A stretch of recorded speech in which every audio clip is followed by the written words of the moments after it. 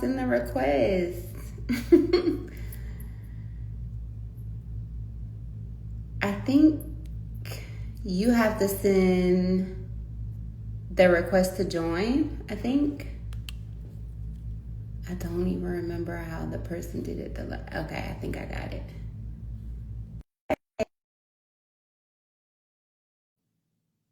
Did it do it?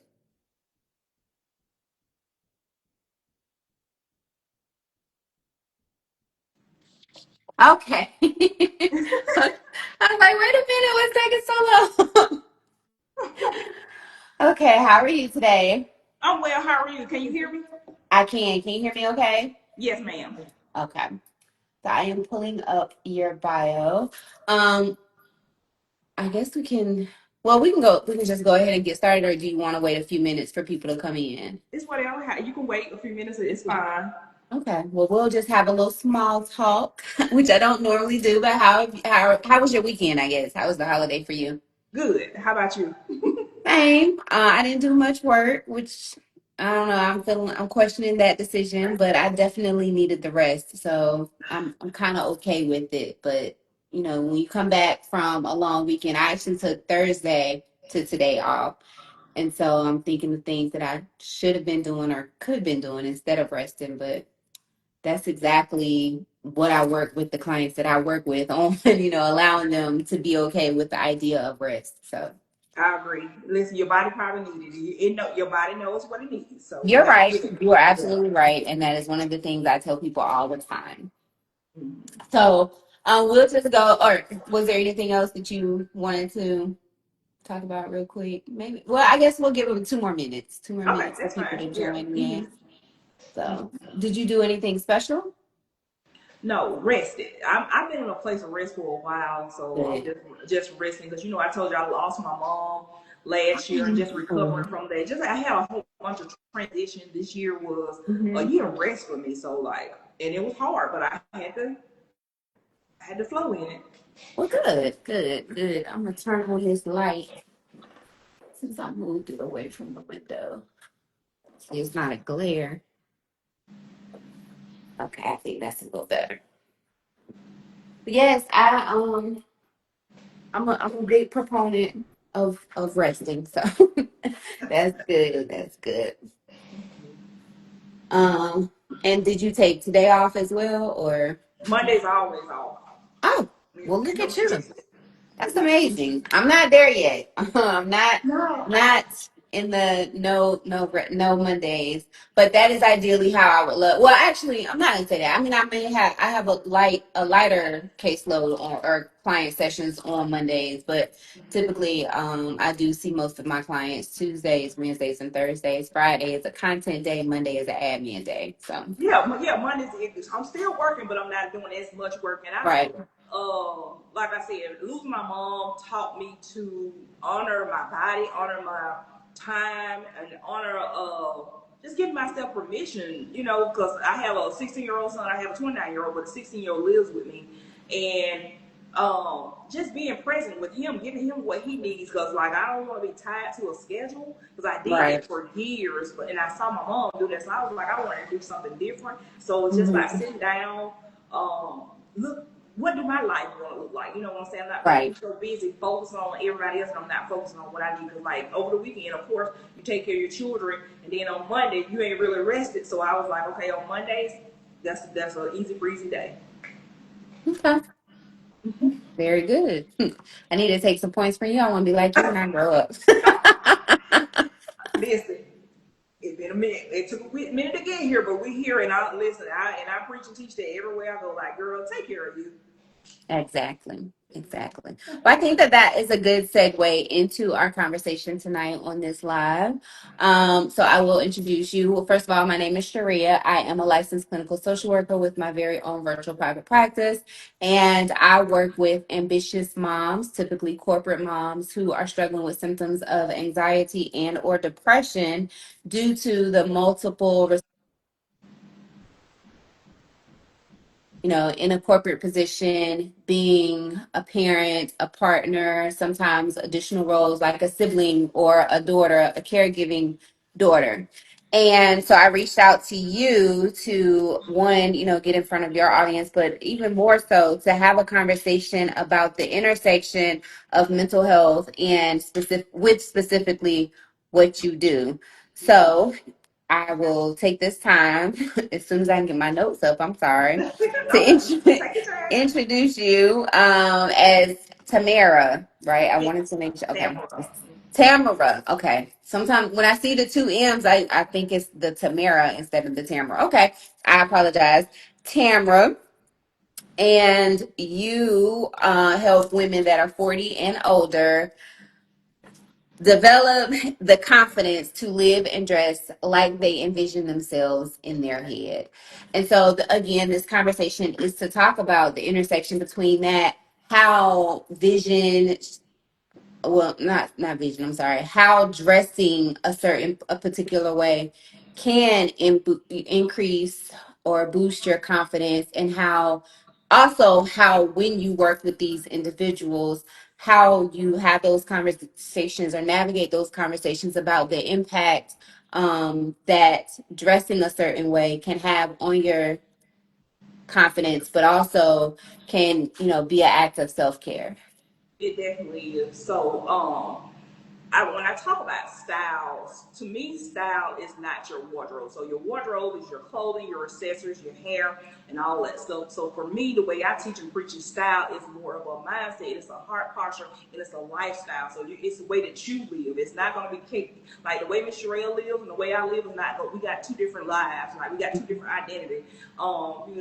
Tax brackets, where we got children or health issues and stuff like that. So a lot of times when you see people online and they say you got to dress a certain way, I don't believe you have to dress a certain way. I believe you have to dress what's true to you at your core. But in my program, I focus on more of rediscovering who you are and loving yourself and embracing your identity in Christ so that you're confidently walking your God-given purpose. And style, of course, so, we want to be stylish, and it's psychologically known that when you look good, you feel good, and Hmm. it increases productivity, it increases certain endorphins and stuff in your mind, and you just really feel real. It's a feel good thing when you dress the Right. part. But the way that I dress may not, because you got on your athleisure. I can teach you how to elevate that. So it's not about what you're putting on; it's the way that you feel when you put whatever you're putting on. So Hmm. whatever your clothing choice is. Absolutely. So at the point that specifically women that are 40 and over, and it may be because I'm 42, but I'm starting to see a lot more content of like reinventing yourself at 40, or, starting over at 40. And I don't necessarily, while I do market myself and work with millennial moms, they typically are in the 40 plus age range, but my daughter, who is 26, I think is considered a millennial, depending on what Google says that day. So, is there a certain reason why you target or work with 40-year-olds? Well, it's not specifically target, but I'm 45, so that means Uh-huh. that all of my content is gonna be surrounding a 45-year-old woman, and the women that I around surrounded, and most of my clients are the woman over 40. But when I'm looking at my analytics and stuff, there are women from 24 to 35, and but cause my target audience is the woman of 40 plus. But it's Mhm. not geared to that. If that makes sense, like Okay. if you 25 years old, you can take these same principles and make it work for you. So it's not about an age thing, but it's Mhm. just like what I found that was more drawn to me. So I targeted a 40-year-old woman, but all women, all women, we need to understand that again. Knowing your style, your personal style, and understanding that somebody may get a role because they dress better, not because they have a skill set. You could have a Mhm. better skill set, but if you don't show up as the woman that you know that the position that you're applying for, you're not going to get it because the person, we visual people. When you look at somebody, you're going to say, "Oh, she take care of her appearance." Then I know she's going to, she cares about the way she's going to show up at work. So again, when you're not taking care of yourself, you can put yourself out of position from getting position. You know what I mean? Mhm. So it's like take to diligence in that, but also take diligence in yourself and loving on yourself. Because once I start loving on myself, then my self worth increased, then my value increased, then my net worth. So it's not about what I wore; it's about me feeling Tamara's tank first. And when I love myself, I take care of myself and I dress, how I want people to approach me. Mhm. You bring up a really good point about loving yourself. And I feel like that conversation or that component of increasing your self worth is translated in both, what I do and what you do. Me as a mental health professional, you as is it a style coach? It's a style. I'm a certified style coach, but I'm also a life coach. I'm also a minister, so I'm, Okay. I'm a lot of things. So that's why I said, like when I say style, I try to give people a different approach around style. Mm-hmm. But they think about your wardrobe. Well, wardrobe is Mm-hmm. one thing, clothing is another. But again, style is the way that you do something. It's your Right. lifestyle. It's the way that I dress. I'm dressing on the outward of what I've already done on the inside. What you Like you feel on said the earlier, inside. you said Absolutely. earlier branding yourself. Like I feel like all of us are in a rebrand because when you Mm-hmm. you transition from different levels to different levels, so you'll I don't like to say rebranding, but just reimagining, something that God already created. He already created you beautifully and wonderfully, so it's just tapping into that. Absolutely. A term that I use that is I'm using synonymously is evolving. You will continue to evolve. How you loved yourself, if you loved yourself at 20, because I don't necessarily think I was the best at loving myself in my 20s. But how you loved yourself in your 20s may reflect differently than how you love yourself in your 40s, 50s, 60s, and beyond. But the reason specifically I asked about, the age of 40 and up, because I do, as a 40-year-old woman coming into my 40s, I felt like they're automatically, I don't necessarily know if it was like I woke up on my 40th birthday and was more confident, but I did wake up on my 40th birthday like, I'm 40. Like it's just a way of saying that it was just like certain things just no longer matter to me.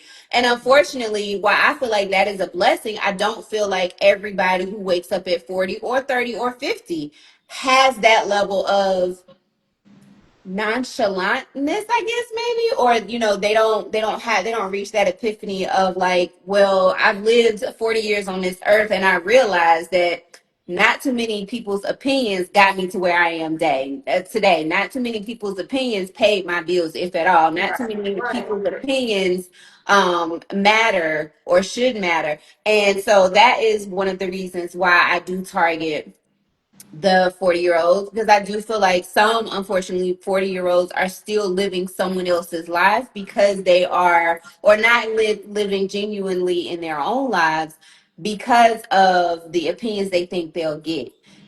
As a mom, as a ambitious woman, as a sexual being, or whatever. So helping them understand that, but then still find their rhythm. But again, like you say, prioritizing themselves and their self-care, filling up themselves first, and shifting that mindset that self-care is selfish, and helping them to understand that when you take care of yourself, you are showing up much more present for others, which is very important. But on a second hand, you're teaching the ones that you love the most that that it's okay to take care of yourself. Like on the airplane, they say put your vest on first, then put theirs on.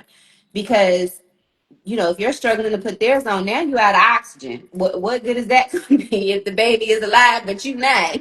So, and helping Black women specifically go through that and understand that, and be okay with that is absolutely a struggle. So how does that show up in and with what you do? Hmm. So at first, when I first started my journey, because I've been a stylist my whole entire life, so I didn't even know Mhm. like a style coach was a thing. But like you said, at 40, it was a pivotal moment for me. It was like, no, you got to do something different. And so what I was Mhm. doing, I was buying all the hair, the nails, the clothes, the makeup, and all that kind of stuff. But I love myself, but I didn't have any self worth.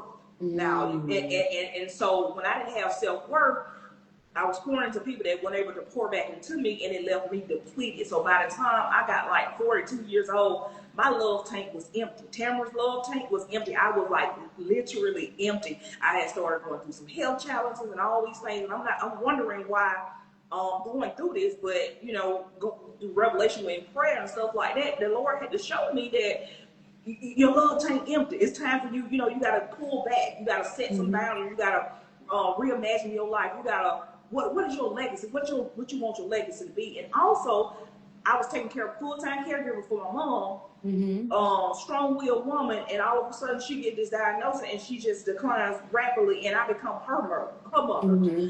And I said, no, this can't be me. And the Lord was like, if you keep going on this path of taking care of everybody, not It taking care will of you, be. because this is what she did, this will be you. So I made a decision. So I set my mind, like I said earlier, so I set my mind on loving Tamara. And it was a process. This is a day-to-day thing. Like sometimes still I don't feel like I don't dress like this every day.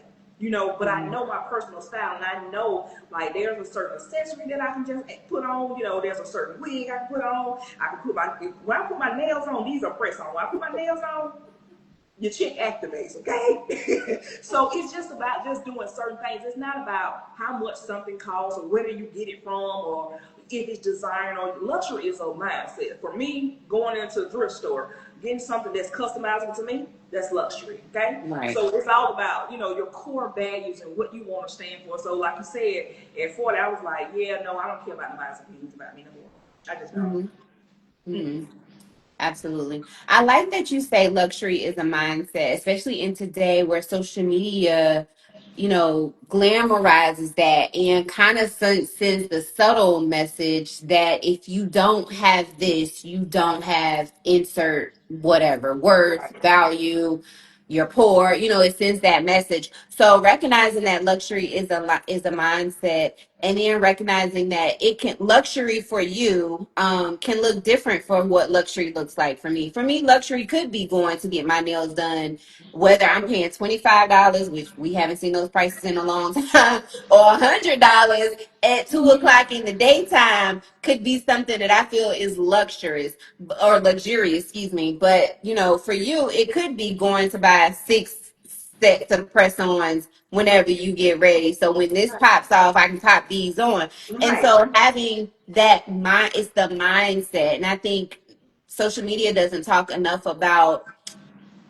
well, social media pushes the message that luxury is quantitative and not qualitative. Yes. And I think, while I definitely do think that, if you have $1 million in the bank, you may very well live a luxurious life, but you also may desire not, may not desire it. So again, I appreciate you for recognizing that luxury is a mindset. You can have a luxurious mindset and you Right. can still shop at the thrift store and eat the steaks from Texas Roadhouse as opposed to Perry's, or something like that, and still have the same luxurious quality of life. Right. So I Yeah, do you think got that. people with luxury, with the designer, with the cars and whatever, and they don't have that quality of life that a person because the Bible talks about poor in spirit. So and then all people always think about that like having no money. No, it's mean a poor spirit, a person that's humble, a person that's meek. Like I find value in everything. Mind you, when I told you I built my Tamara tank up, my love tank, my self worth went up, so my value went up, and so that means I see what valuable to somebody else may not be valuable to me. Because again, I saw my mom life just taken away from her abruptly. She didn't have no time to plan. She didn't have she had a house full of clothes and car home and all that stuff. So she couldn't take that with her. So once I saw that, I was like, so my value is going to be in my heart, how I show up, how I treat people, how people feel when they're in my presence. I want everybody in my presence to feel loved, seen, heard, and respected. To me, that's luxury, that's value, that's success, And when you talk about social media, they're not gonna. Social media is programmed. It programs you what they want. Of course, a consumer is a consumer thing, so they want you to buy. I'm not a. I like nice things. Let's be clear, okay? we ain't working hard for nothing. I like nice Right, things, but that's not my heart. It's not where my right. treasure is. Hmm. Is making sure that my kids are loved and seen, and again, the people that are around me, that I show up and show them how to be different, and it's okay to give yourself permission to say, okay, they do this, but I don't have to do that. Like I still find value in myself. Right, absolutely. So when I have clients that come to me that are lacking confidence or they're not performing in one area, a lot of times, again, because we're both moms, I think it's very important to highlight that. Yeah. Um, what are well, I'll identify some of the mindsets that I have to address right off the top. That's like, this is what we're working on. And I would love for you to share it as well. But one of the mindsets that shows up very early when we are in our therapeutic journey or relationship is like, I don't have value. And I know you kind of talked on value and self worth. I don't have self worth or I don't have value outside of these roles, being a wife, being a parent, being this corporate CEO. And so helping them to identify their worth and their value.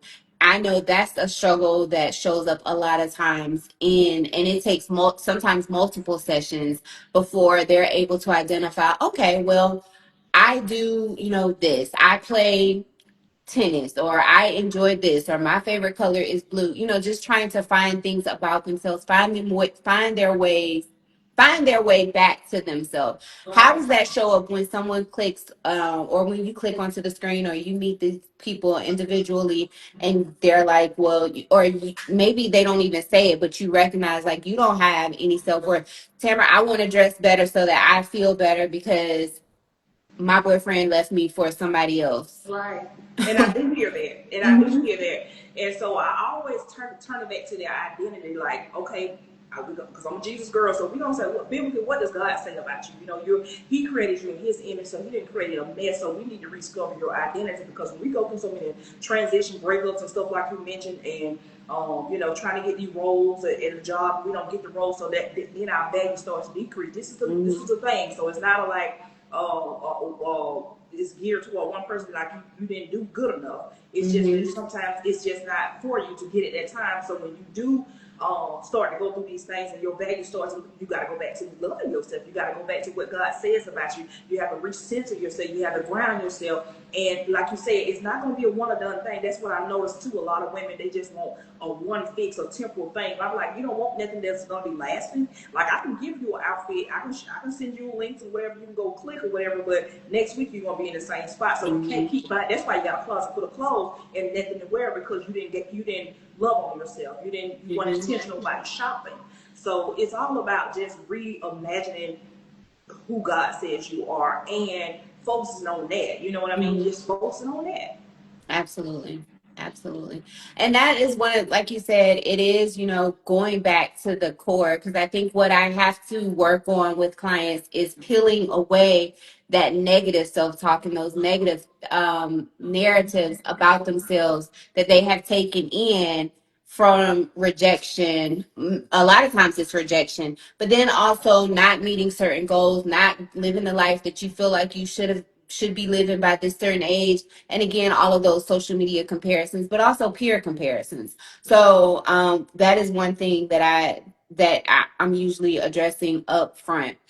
What are some simple ways for the people who are not ready? Because there aren't people that are ready Yeah. to pay you whatever your price is or to do the work, or they're looking for the quick fix, which is one thing that I see in therapy as well. People are like, well, I've been working with you for 4 weeks and I'm not fixed. Well, ma'am, I don't fix people.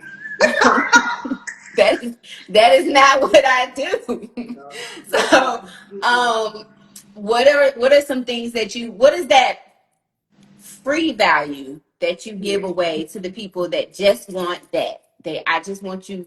I want the quick fix. I don't want to put in the work. I don't want to put in the investment. Right. So I have a blog channel. I vlog. I have a talk show.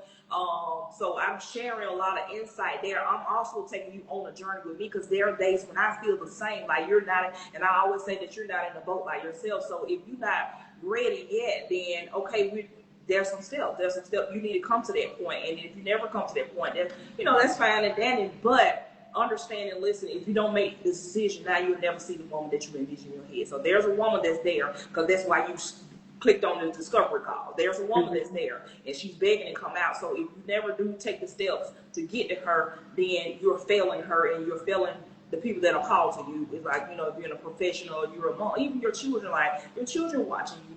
They watching to see they know that you praying about certain things, you're doing certain things, you showing up, you're like, oh, what mom doing all this for? You know what I mean? Like, so you owe it to yourself to keep going. And if you're not ready yet, that's fine. You know what I'm saying? Because again, listen, life be life, and it be a lot. It's a lot being a black woman, and you got on Mhm. all these hats and things like that. So again, just by putting yourself in proximity with people, coming on lives like this, watching the lives, asking the questions, booking the discovery call, doing what you can do, because it doesn't take any money to set your mind to change. It don't take no money. Absolutely. And I think that that is a really good point. I like to tell clients, I understand like going into therapy, one, being a black therapist, Which is rare. yes.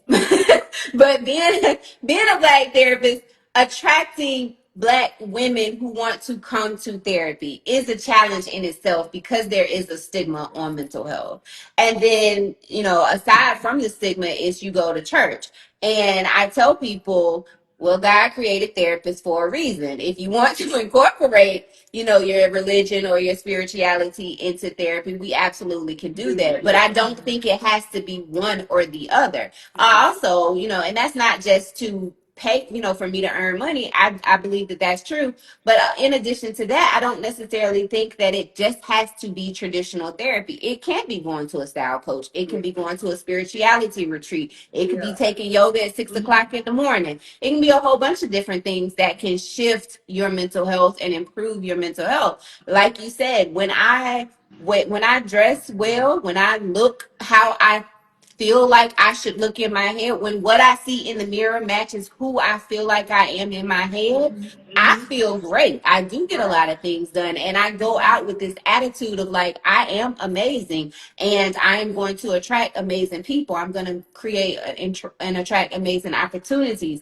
And so I definitely do think that that is an easy shift for you if you're not ready to do the complete work. Women love to shop. You can go to Walmart and find a nice outfit. You can get Listen, a whole upgrade. You can renovate yourself in Walmart, you in can. Dollar Tree, Yeah. in the I thrift got on some store. Dollar Tree nails right now, okay? Exactly. Press You on see? nails. It's not about what you shopping or how much it costs. Like, it's just doing what makes you feel good. And, you know what Exactly. I'm saying? What boosts your confidence, what gets you out of that. And so, going back to what you said about, like, God and therapy. See, here's the thing. God already did what he did through his son, Jesus. So, it's up to us to maintain the healing. Maintaining the healing looks like self-care, self-love, going to the Mhm. therapist, going to the style coach, going on social media, finding somebody that represents what you're trying to be Mhm. and do, and be inspired by that person. So it's a you thing, you know what I mean? Like, a lot of people don't feel like they deserve to do certain things. They don't give themselves permission. I give myself permission each and every day. Okay, Exactly. it's a day-to-day thing. Like I'm saying, Mhm. I'm a style coach. I have expertise, but I struggle too. I'm human. Like, I'm not Mhm. this superhuman, And I think a lot Exactly. of times when people sit in your chair, you can attest to this. When people sit in your chair and you have that confidence because you are the expert, they look at, oh, who can you tell me? Like that type of attitude, and then they leave not getting what they need because they get an offense because they're not understanding that, baby, we on the journey together. I'm walking with you. I understand you. I'm compassionate with you. Like, I'm here. Like, and I always tell women, like, I'm walking this thing out through you. Like I did it before. That's how I know, Mhm. how to do how that it works. So it's all about, like, just having compassion and understanding that everybody's on the journey, and my beginning won't be your ending. You know what I mean? Like, and just understand it's a day-to-day thing. Be intentional, sis. You deserve it. You worth it. Absolutely. And again, going back to the mindset, that is absolutely a mindset shift we have to work on as well, is knowing that you deserve it. And, especially if you grew up, in poverty, or you grew up with the influence that you put everybody else before yourself, which I feel like a lot of black women did, being raised by black moms, aunties, grandparents, or whatever. They do show up for everybody else, and then they sliding down the wall and at night crying, or they they can't get no sleep because they're worried about everybody else that they done bent over backwards for and feeling like their efforts aren't paying off. So, that is also something too. So being able to, like you said, give yourself permission. I give myself permission to go get my nails done. I give myself permission to go on vacation. I had to give myself permission to not work a corporate job and be an entrepreneur after being influenced by women who worked hard in corporate to get where they were. And so even giving yourself permission to rest. Again, when you come from a family of influences that say you got to work hard, you got to keep a job, you got to work just twice as hard to get half of what they got, it's like, no, I'm not doing it. I'm gonna work consistent, but I'm not gonna work hard. So No, no, no, no. And again, it's about unlearning. You know what I said? They were taught that, they absolutely. were programmed. We talked about program earlier. They're programmed to live like, so they passed that down, and so that's all they saw. But me as a little girl, I would look at it and be like, no, like, why are we doing it? I would always question it, like, why we got to do this? The only way to do it, like, come on now, like, let's do something better. So I've always had, you got some people that have strengths and some people that don't have strength, and some people got strength in some areas where you're weak. But it's about self-awareness, understanding where your weakness at, and delegating that help. Like for me, I ain't finna go to the grocery store. I go online. I use Instacart and I use Walmart, and I'm not a cooker. Look, Sprouts, Mhm. Chef, all them chef restaurants. Listen, that's the type of life I want. That's the life I said, because I see myself speaking all over the world, going all over the world, doing things for the kingdom. But I ain't got time to do what my mama did. I don't want to, Mhm. nor do I want to do it. Let's be clear. I don't want to do it. Just pick somebody. But no, I'm laughing because Black women sometimes don't want to say that. They don't want to acknowledge that I don't want to fit in this box that they put us Black women in as the homemakers, as the caretakers, as the cleaning ladies, as the mammies. I don't want to do that. I want to live, I want to travel. I want to put my groceries up. I don't want to put them in the cart. I want, so exactly. So being able to say that, and then, being showing up full and present and soft, I think, like you, yes, Soft sister life. gal mindset Very said want a demure. soft life. Very And demure. again, that is even an attitude. And I think while I see more conversations about Black women giving themselves permission to live soft, I still think it's a struggle. And what's the other thing is, speaking on social media again, and the social media programming, soft can look very different for Wait. me than it Yes. does for you. Soft may look like I don't work hard or I don't work at all. Soft may look like I only work 2 hours a day and I make this amount of money, but I enjoy all of the passions that I have, even if that does include, some children and, Right. whatever. So being able to give yourself permission to do that. But the big thing is giving yourself permission, identifying what it looks like, and focusing on that, taking care of yourself, prioritizing your self-care. Mm-hmm. I proud.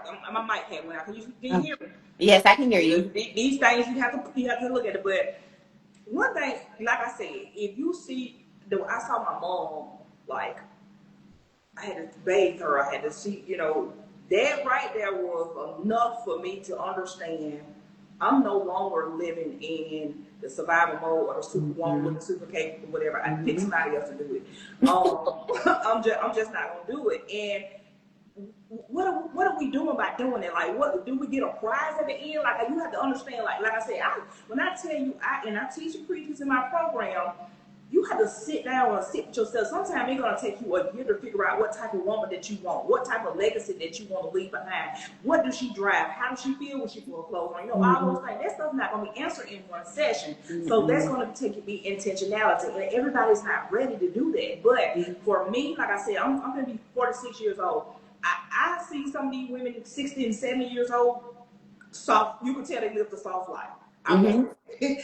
So it's all about self awareness and understanding where you are in life. What do you want from life? You know what I Exactly. mean? So I was going to acknowledge Sister Gal's mindset said, soft to me is mental well being, organized, and the glitz and the glam can come later. And I agree. You know, if that's what it is for you, that is what it is for you. And that can be okay. So, reassuring the clients that I work with that if what you want to do is, you know, throw everything in your house away and start one by one, you can do that because if you Yeah. want to get organized, if you, I'm not even gonna lie, when I turned, I think I was already in my 40s. I want to say it was the Christmas of 2023. I don't know what, I don't remember what I saw, but I do remember seeing a video on TikTok. And whatever that lady said in TikTok, on that TikTok video, made me come home and throw away all my trashy clothes because I just no longer identified with that version of me. And that's another thing. People feel like they got to hold on to previous versions of themselves. You don't have to keep cussing people out in your 40s. That may have served you in your 20s, but it's not necessary in your 40s. You can still say what needs to be said and be stern and firm in what you have to say without the aggression, if that's what you want. If you want to keep cursing people out in your 40s, fine. That's, I mean, whatever you want to do, I'm fine with it. I just want you to be okay with it. Right. Typically, people come to therapy because they like who they are and the people around them don't, or they don't like who they are and the people around them do. And that internal conflict that it causes sends them on the other side of my screen. So helping them find where they are comfortable, what they are comfortable with, and then letting go of whatever they need to, whether it is previous versions of themselves that their surroundings want them to hold on to, or you know, mindsets and narratives or other people's judgments and opinions because they are comfortable with who they are and the people around them aren't. So you know, I think that all of that is important. And another thing, so a lot of times it's not even you, it's your environment. Mm-hmm. Sometimes you may just have, you talking about decluttering closets. Sometimes you have to Right. declutter your environment, and it means Absolutely. getting people out of your ear Mm-hmm. that are not cultivating the version of you that you want, that you are now, and the version that you're becoming. Because there are some people that are okay with you being a certain level because it benefits them. And Mm-hmm. if you stagnate my growth, you got to go. So I moved from Alabama to South Carolina in 2019. I left everything I knew behind. I was married at the time, including that. You know what I mean? If it don't serve me, I gotta Mm-hmm. go because Mm-hmm. it was literally causing death for me. And I again, when you're making decisions about what you want at the end of life, not even because I don't think people be so focused on next week, next year, or next quarter, or whatever, so they don't even think about what you want your end results to be like. Mm-hmm. Again, we're not getting rewards for working hard. We're not getting rewards for dressing. I ain't never at a funeral heard nobody say, she was a well dressed woman. She was on a corner ladder. Mm-hmm. You know type of thing. You hear how they made somebody feel, how they helped somebody, or just how they was The impact. instrumental in whoever's life. You know what I mean? So Mm-hmm. again, legacy for me Mm-hmm. at beginning at 40, because I'm finna be transitioning 46. So even at 46, the stuff that I'm talking about today, I won't talk about it at 46 Mm-hmm. because it's that version of me is elevating, like you said earlier, evolving. So I'm Mm-hmm. constantly evolving. I'm constantly checking myself and putting myself in check. I have to get me together every day, all day, Sunday, because I'm hot mess. And I tell myself, Tamara, does that represent the version of you that you created? And if it don't align, then I have to make some choice. I got to make some choice. I'm not putting that Mm-hmm. responsibility on, because I go to therapy.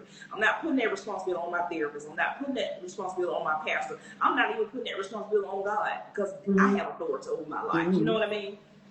Absolutely. And I think that that's important too, recognizing that there are always options. And so I hate it when people say I can't, and I'm why? And like that's a genuine why you can't. Who said that? Like who said you couldn't? So really exploring that, and you know, once if they are willing to talk about it, engage in that type of conversation in the therapeutic setting, they do come to the conclusion. And I love to see it, like where this light bulb goes off, like what? Well, dang, ain't nobody said it like this. Yeah, yeah.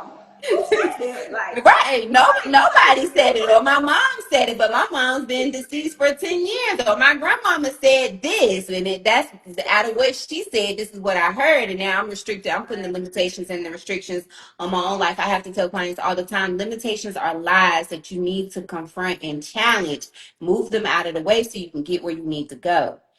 So, confronting. That's a absolutely. thing too. Like nobody wants to confront. Like you, the issue. Like you again, when we really break it down, when it come down to it, you are the common denominator. Hmm. You're the reason why you're not getting the result that you want.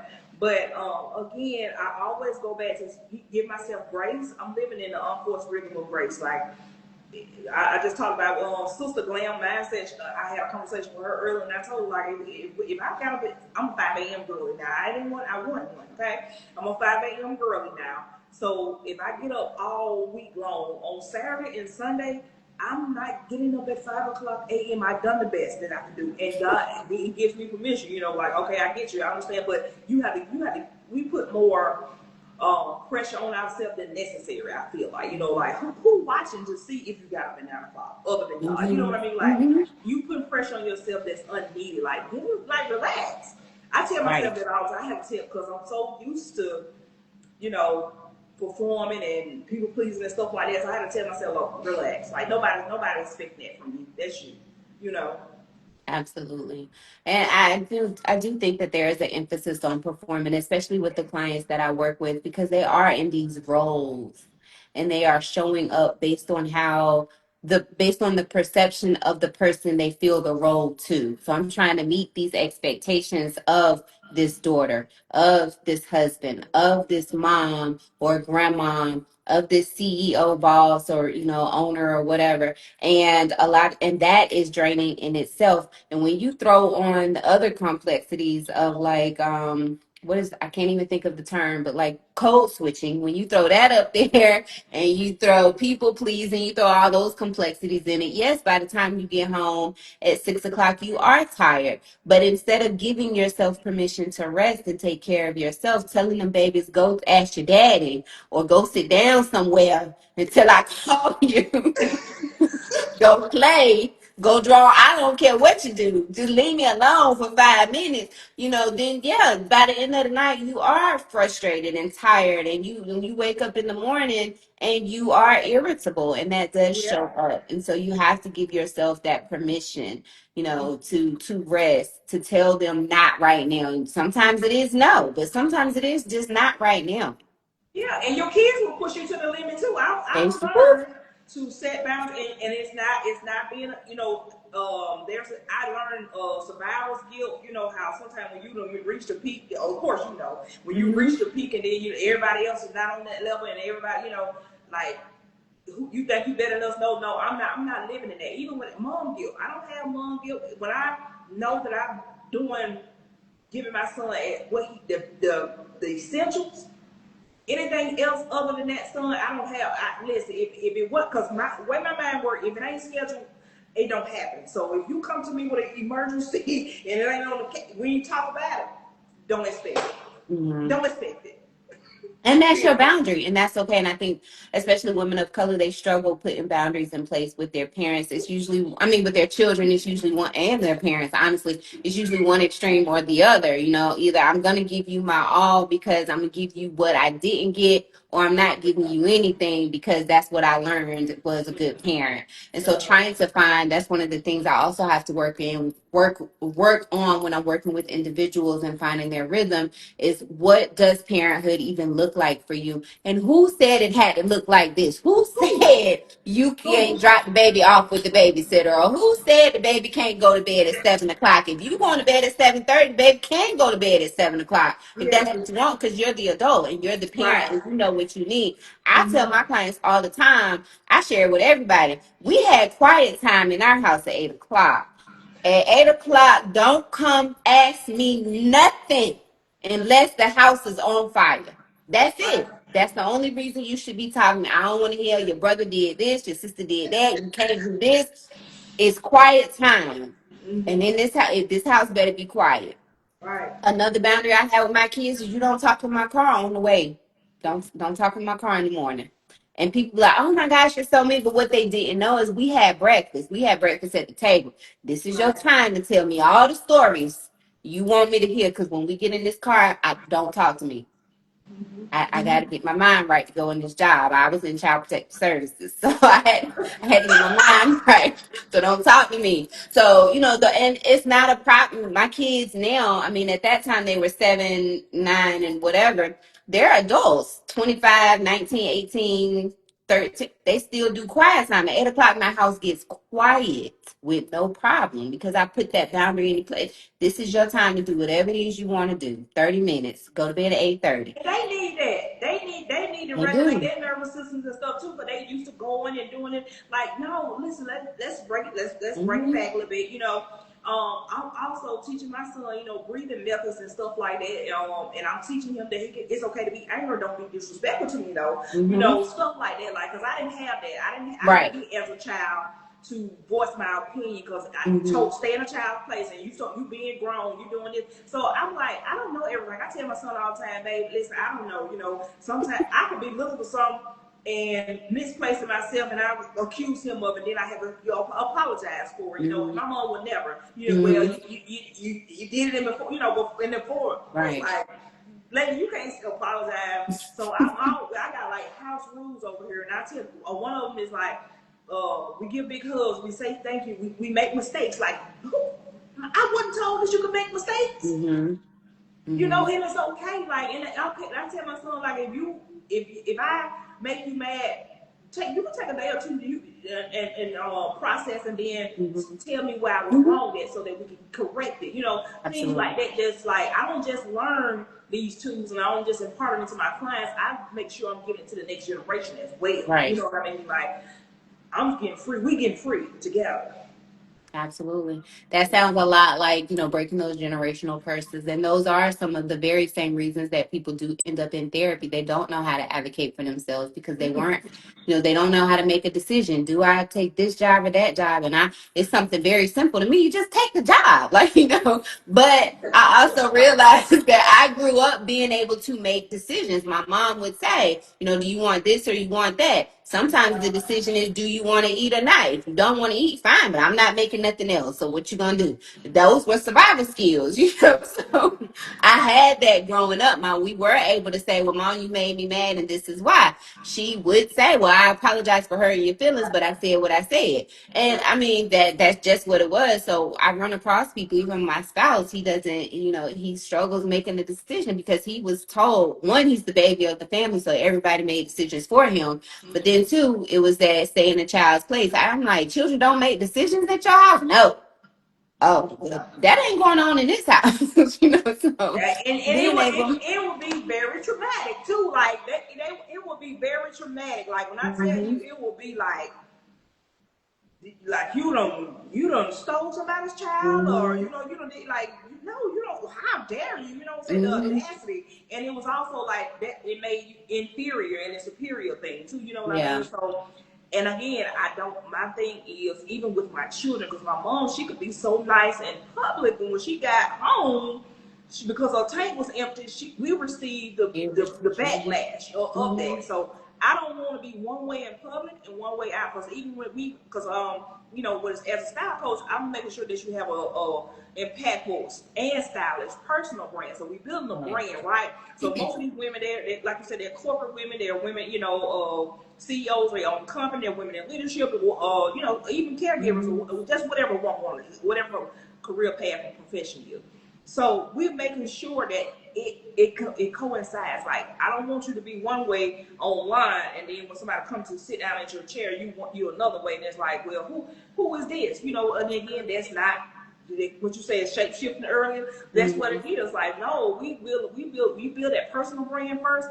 Then that's where your network go all over here, because Mm-hmm. your value is in within you, because you the highest investment. You, without Exactly. you, there ain't no business, there ain't nothing. Mm-hmm. So investing Absolutely. in you, that you is your highest investment that you would ever make, and you wouldn't believe how many people don't feel like that they should invest in themselves. Mm-hmm. Mm-hmm. Mm-hmm. Well, I feel like we can go on and on about this topic, but I Right. want to give I want to give you the opportunity to promote yourself. I know you said you have a talk show, you do give a lot of value out, you do have consultations. And so what does that look like? One, what is the ideal person? I want to make sure I'm asking the right question. What would an individual be struggling with at the point that they need to reach out to you, and what does that look like, and how do they do it?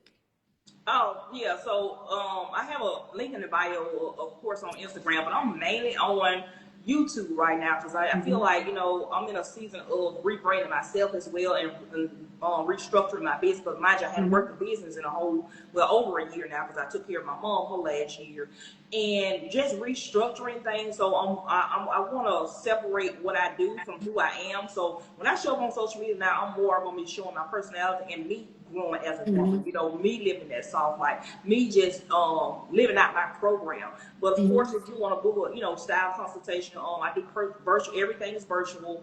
So if you want a virtual style, or if you just need some help with your identity, leadership development, your confidence, like once you book that discovery call, there will be some um, questionnaires that give you, to lead us to what it is that you needed at that particular time. So everything is customizable. It's no one size fits all. So yeah, just whatever you need in this season. Like, girl, if you need some help with your confidence, you need some camera confidence.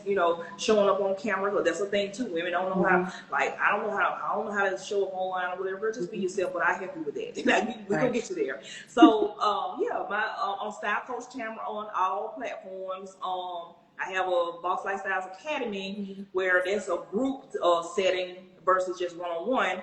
If you need, tailor customized, this one on one would be for you. But if you need community, Boss Lifestyles Academy is where you should join. So yeah, there are 3 tiers that you can join. Mhm.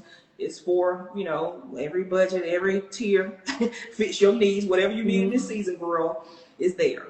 I love to hear that. I think I'm starting to hear a lot more of the clients that I work with talk about community, which I feel like is a really good segue for me to talk about what I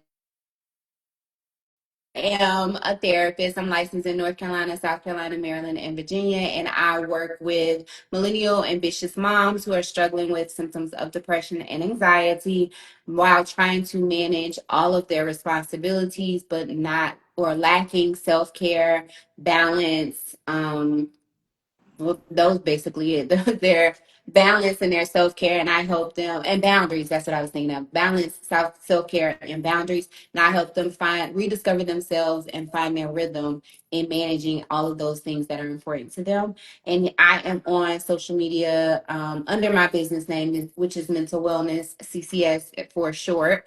And here recently, I just launched a self care workbook, and it is for women who are ambitious, who feel like self care is just one more thing. This takes away the pressure, the big productions of what people think is or what women feel like self care is, and the limitations they put on themselves in thinking that way. It addresses those mindset shifts. It also includes some scripts to have those conversations about boundaries that support you taking care of yourself and prioritizing your self care. And the link for that is in my bio. But again, I am also showing up here and on Facebook as well. I also have a blog and a newsletter to give that low hanging fruit to Right. make people feel comfortable by the time they do decide they want to invest in themselves in a therapeutic journey. Right. Yeah. Because some people, they want to watch and see who you are. So that's why I say, like, I'm not. I'm a teacher. You know what I mean? I Mhm. give value because I Mhm. really want everybody to win. I really want everybody to have that Right. confidence, not just by what you're wearing, but just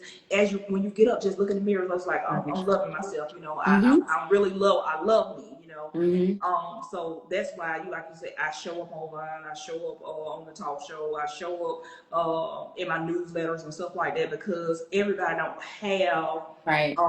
the finances, and I don't want you to be lacking. Like, there's no reason why you shouldn't have a show up as your best self. But if Right. you're intentional, you will get to work with you. Get you'll show up, you'll subscribe. Hmm. Subscribe, world. Absolutely. Well, I really enjoyed this conversation with you. I look forward to connecting and collaborating in any type of way or capacity in the future. And if I believe I do have your email address, and I think I even did an application for the talk show. So maybe we Okay. will, can Okay. connect in the future, and on your end. But I really do appreciate you taking out the time, and I hope you do enjoy the rest of your day. Do you want to have like any following, any closeout notes, anything that you really want to say about anything in particular? We didn't have any questions, unfortunately. Um, but anything, in closing you want to say? No, I just give yourself permission, girl. Like if Mm-hmm. something was said on this live that resonates with you, I just want you to just give yourself permission. Sit with Mm-hmm. yourself and know that you are worth it. Mm-hmm. And it doesn't take a lot. It doesn't take any money to love on yourself. It doesn't Mm-hmm. take any money to take care. Girl, put you on. Go to the Dollar Tree, girl. Well, it's $1.25. So Right. put you some nails on. Find you a lipstick. Find your signature hairstyle. Go on Pinterest. Visualize the woman that's in your Mm-hmm. head, what she looks like. Like, just be intentional about you because you are so worth it, sis. And you're gonna love your results. And once you be intentional about becoming the woman that you envision in your head. All right, you guys. Absolutely. That's all I have. Follow me on Great. all social media, Star Post Tamara, and I hope to see you inside of something that I got going on. All right. Well, thank you. I hope you enjoy the rest of your night. You too. Thank you, Miss Sharon, for having Bye me. bye. All right. Bye bye.